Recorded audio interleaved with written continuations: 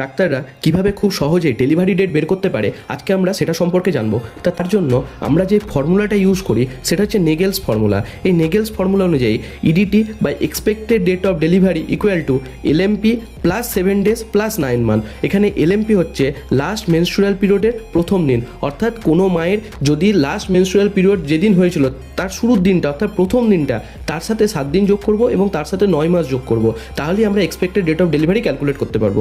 এখন একটা উদাহরণ হিসেবে যদি দেখি, কোনো মায়ের এলএমপি বা লাস্ট মেনস্ট্রুয়াল পিরিয়ড মানে শেষ যেদিন পিরিয়ডস হয়েছিল তার শুরুর দিনটা অর্থাৎ প্রথম দিনটা যদি 1 জানুয়ারি হয়ে থাকে, তাহলে তার সাথে আমরা 7 দিন যোগ করব অর্থাৎ 8 জানুয়ারি হলো, এবং তার সাথে 9 মাস যোগ করব অর্থাৎ 8ই অক্টোবর হলো। অর্থাৎ এই মায়ের এক্সপেক্টেড ডেট অফ ডেলিভারি বা ডেলিভারি হওয়ার সম্ভাবনা আছে 8ই অক্টোবর, কিন্তু এটা ভ্যারি হতে পারে। এখন এক্ষেত্রে একটা জিনিস আমাদের মনে রাখতে হবে যে এই কন্ডিশনটা আমরা তখনই অ্যাপ্লাই করব যখন সেই মায়ের রেগুলার মেনস্ট্রুয়াল সাইকেল 28 দিনের সাইকেল হয় বা 28 দিনে তার রেগুলার মেনস্ট্রুয়াল সাইকেল হয়ে থাকে।